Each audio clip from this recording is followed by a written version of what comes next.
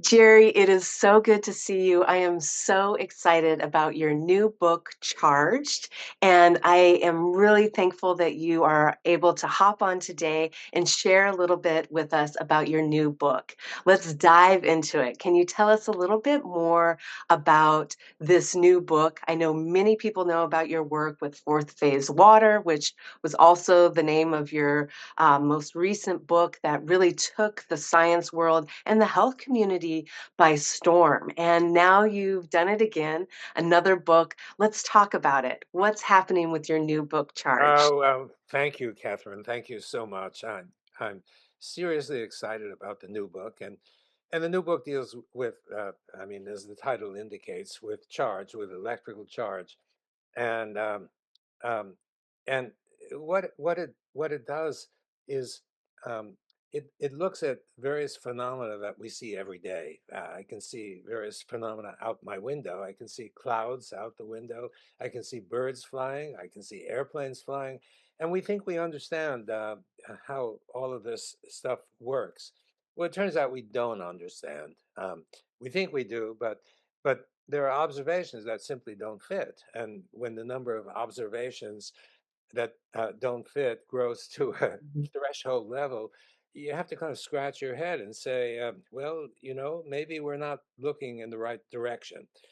And that's the main theme of the book. And I look at many phenomena well, I mentioned a couple of them: clouds, weather. What's weather all about from first principles?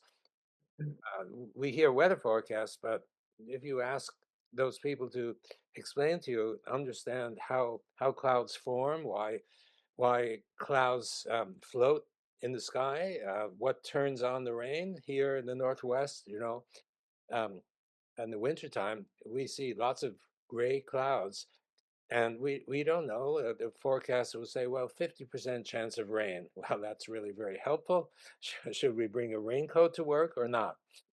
That sort of thing. So that's an issue. And also birds. I see eagles from my home. There's an eagle's nest, and if someone is asked, well, how do birds fly?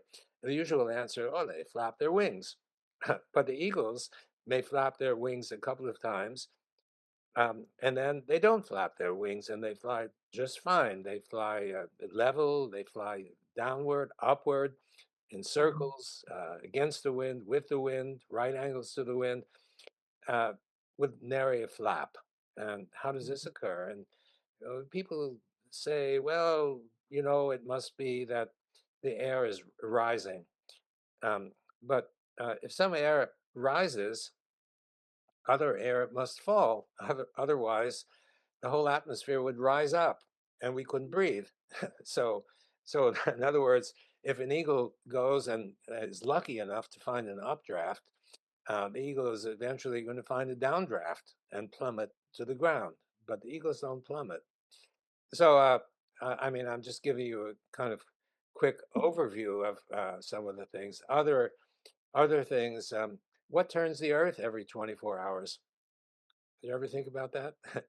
It turns every 24 hours, and usually, if you want to turn something, you have to give it a nudge, a little force, or something to make. Where's the force? What's responsible? And um, uh, well, uh, my then there are chapters. Well, not only on bird flying and plane flying. You think that we all understand how planes fly, right? They've been around for more than 100 years, and everybody knows. But you'd be surprised at an article in Scientific American. It was about 8 years ago, and it was written by the two people who are considered to be the world's expert on flight dynamics. The title of the article was something like "How Planes Fly." And the subtitle, in smaller letters, was something like, despite years of studying flight dynamics, we still don't understand how planes fly. How about that? You know, and And I think they're right. We don't understand how planes fly. So there's, the idea of a so-called Bernoulli's principle that the top of the wing has a curvature to it, and the bottom of the wing is flat. And so it means that an air that's traveling on top of the wing has a longer path from front to back than the air that's traveling beneath the wing. And and because of that, the idea is that there's lower pressure on top compared to bottom. I don't quite understand that, but this is the principle. And but it doesn't work because planes that are flat, completely flat on top. I have one, fly perfectly well. Also, if you think that that curvature is what's responsible for keeping the plane up, then how come planes can fly upside down? Are they? Why don't they plummet immediately to the ground? And I've heard from stunt pilots that you can fly upside down indefinitely, but who wants to? You know, pilots may get a kick out of doing that for a short time, but you go nuts if you fly upside down indefinitely.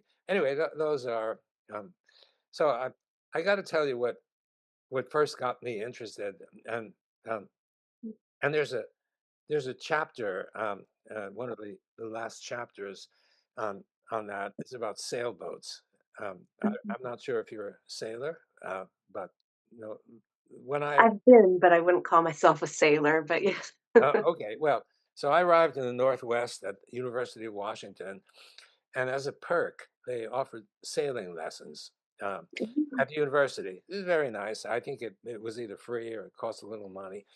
And so I get in the boat and I learn about going downwind, and it's a no-brainer. The sail fills with wind and pushes the boat. So anybody can understand that. What surprised me is that the boat can also go upwind, not directly upwind, but say 45 degrees off the apparent wind. Now, if it's 45 degrees off off the apparent wind, if you break that 45 degrees into two vectors, one of them is at right angles and the other one goes directly into the wind. And I'm thinking, how can you go into the wind, sail into the wind? The wind is pushing you in the opposite direction. And well, I thought, I read the book, and the book explains how it happens, and I thought, well, it obviously happens, so the book must be right. That was a time when I thought whatever you read in the textbook is correct. I've since changed my mind about that, but I kept scratching my head because I couldn't understand how this works. It seems like Newton would turn over in his grave because the force is pushing you in one direction and you're going in the opposite direction. It took me a Mhm. while before I realized the best example of this, and the best example is something called ice boats. Do you know about ice boats? I didn't. Oh, you do. Okay. So, Well, I know from reading your book. oh yeah, well, okay. Oh, thank you. Yeah, yeah. So ice boats, for those who don't know, they're like regular sailboats, except they sail on the ice on skids, like ice skates, and so there's no friction, or almost no friction. And so it's really easy to understand. And those boats go essentially directly into the wind. They go about 5 degrees off the wind, which is essentially directly into the wind, and they go like 100 miles per hour. Uh, you take your life in your hands, and you're going into the wind. You feel the wind on your face, strongly, and you're going into the wind. Now, how is that? How on earth is that possible? It's like I'm blowing a fan at you, and if the fan is strong enough, you you'd move backwards, but you're moving forward with with the fan blowing on you. It makes it makes no sense at all. Well, of course, this is, I deal with this in the book, and it seems impossible, but there's another force that's involved, and that is the electrical force, and I describe exactly how that happens.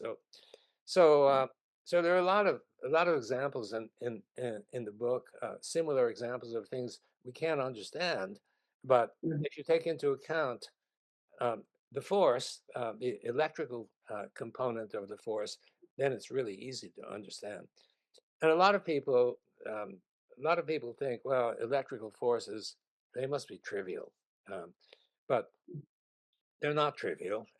mhm, Um, and the best demonstration of that is an example uh, written by the great physicist Richard Feynman, Nobel laureate, who won not only won a Nobel Prize, but was considered by many physicists to be the Einstein of the second half of the 20th century. And he was especially good at computations and mathematics and such. Well, so he gave a good example that demonstrates how strong charge forces are. I love this one. So you have two people, perhaps you and your husband, and and he's lying down on the ground, and you're suspended, let's say in a hammock, but the method of suspension is not so important. Let's say 3 feet or 1 meter above him, and let's say it's possible to remove 1% of all the positive charge in your body and 1% of the positive charge in his body. Okay, so you repel each other. Now, he can't go down into the ground because the ground is hard, but you can go up. And since you repel each other, you'll have a tendency to rise. Now, um, the question that Feynman asks, he asks it a little differently. I'm taking a slight liberty, but it's essentially the same. How much weight would you need to put on your body in order to prevent your rise?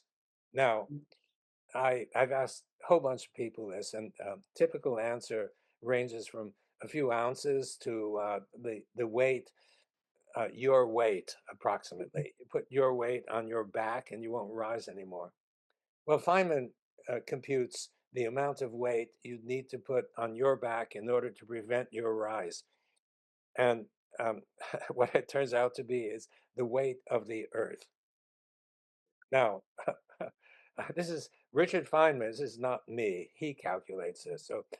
So you can imagine the forces of charges. They're absolutely immense. We have no feel for how strong those charges really are. So when I mhm, talk about all these phenomena, including gravitation, by the way, um, um, we think we understand gravitation. You sit on the toilet seat and and you're pressing down on it, um, but but there are some observations that are bewildering. Like, for example, measurements at Gran Sasso Mountain in Italy. They're measuring gravitation continuously, and they find it's stronger in the summer than the winter. Why is that? Or or some guys from MIT measuring that gravitation is not constant, has a periodicity. I forget the periodicity. I think it's a month or a day or something like that, but it has a definite periodicity. Oh, why? Why should mass attraction have periodicity? People often have a tendency to, sweep those findings under the carpet, thinking that, oh, that'll be resolved someday. But when the amount of junk swept under the carpet exceeds a certain amount, you walk on the carpet, it becomes bumpy, and you kind of think, well, maybe maybe it's time to think along other lines. So mhm, um, basically, what I'm trying to tell you is that the book deals with everyday phenomena we see, we feel every day. We think we understand, but the evidence shows that we don't understand. And therefore, it's really important to figure out how it works, how it really works. And I argue that the forces of electrical charge, repulsion, attraction are so strong, and if we take into account those features, we can very easily understand a whole bunch of phenomena that otherwise are completely bewildering. So, That's what I love about the book. That's what I love, Jerry, about your work is that you don't just accept the standard explanation. You understand, okay, there's things piling up that don't make sense, and how do we answer them? And then you put yourself to work. And that's what this book is all about. The book is called Charged. It's absolutely incredible. I highly recommend it. Can I ask you one more quick question before we go? I know you are extremely busy. Um, can we talk a little bit about your explanation of charge and the surface of the earth and what's happening there? well, yeah, um, absolutely.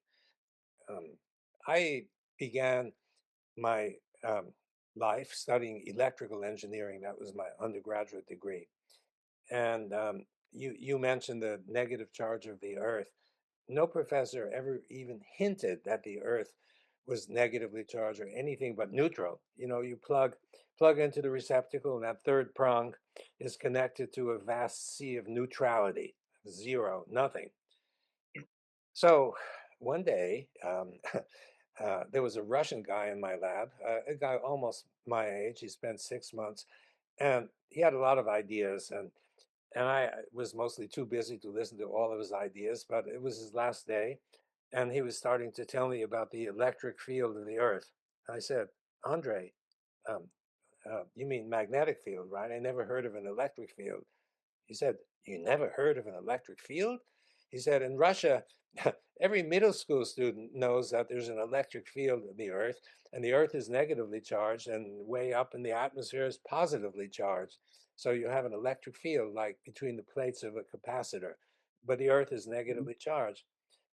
I said, "Andre, you must be on some kind of drug." Uh, you know, and he says, "Well, in Russia, we all know, I guess the school system is deficient in the US because they never talk about this." And, perhaps he's right about that. Well, I went home, my head was spinning. And next morning, I come back into the lab, and one of my students hands me the famous Feynman Lectures. It's a series of 3 volumes, 3 thick volumes, dealing with all kinds of physics, written maybe 70 years ago, approximately. And volume 2, chapter 9, which he has dog-eared, he hands it to me. I open it, and the chapter, I don't remember the exact words, but the title is the something like the electric field of the Earth. And there, he not only discusses it, but he presents mounds of evidence, because at that time, I guess people were interested in this subject. And it's really important, it turns out, because um, if you think about it, think about clouds, for example. Now, clouds are floating up there, right? And question that many people never bother to ask is, well, what keeps the clouds floating up there? If you take a ladder and you climb up to the level of the height of the clouds with a pail of water, and you turn over the pail, the people below will get drenched. The water comes right down, but the cloud stays up, and it's made essentially of water. So what's going on? Well, it turns out the answer lies in the electric field of the Earth, or the Earth is negatively charged, and the cloud is negatively charged, and therefore the two repel each other. And remember, those forces are really strong. And you can have, you know, 3 clouds, one right on top of the other. And the simple explanation from that is clouds have different amounts of negative charge. And if it has a lot of negative charge, it's going to be repelled strongly and it'll be high. And if it has a little bit of negative charge, it's not going to be repelled so strongly. It's going to be lower. So you can achieve a pile of clouds, which we often see 2 or 3 clouds piled on one another. So that's the consequence of, or only one consequence of negative charge. And um, just because you got me turned on, you know, I think that also is a secret of bird flight and plane flight. Um, as as the bird or the plane goes through the air, it gets negatively charged. Now, um, I don't use a hair dryer, but I bet you do. Um, and And after you use the hair dryer, your hair becomes fluffy, right? Yeah. Mhm. So Yeah. what does that mean? It means that the hairs are repelling each other, so your hair fluffs out.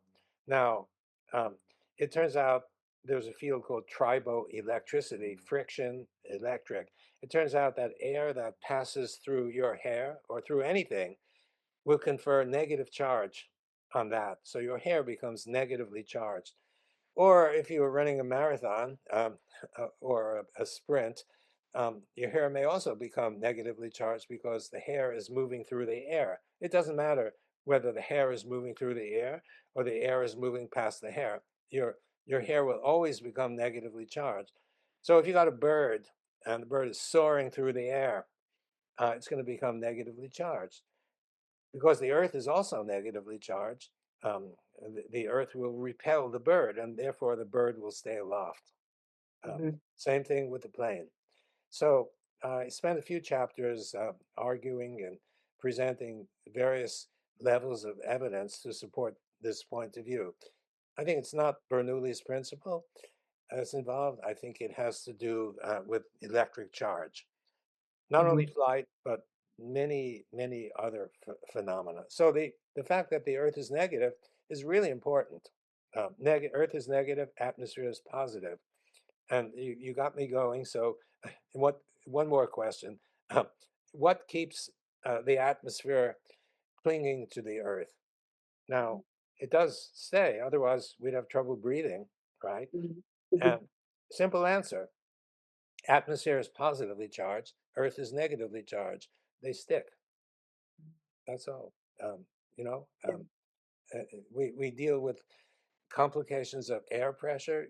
Air molecules um, piling up like lead bricks on one another, but they don't do that in gases. The molecules rarely touch one another. So the pile up of gases in the atmosphere, which is generally considered to cause air pressure, won't cause air pressure because the molecules don't touch each other. Mhm. That's the definition of a gas. Rarely do they touch. So it's not like pile of bricks. So the simple explanation is the atmosphere is positive, the Earth is negative. They stick.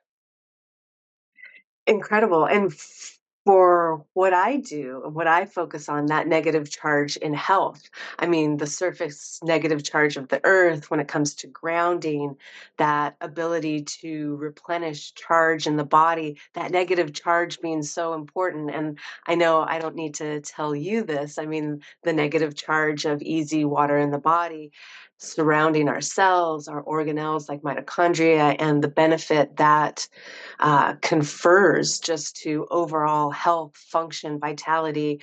I think it's so exciting that this is expanded to all these different areas that you talked about in your new book, Charged.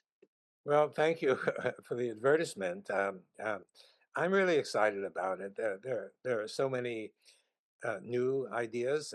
I Mhm. do expect pushback from various parties, but I feel excited by this new understanding, and I think it's going to prove to be um, revealing to many people. Hope so.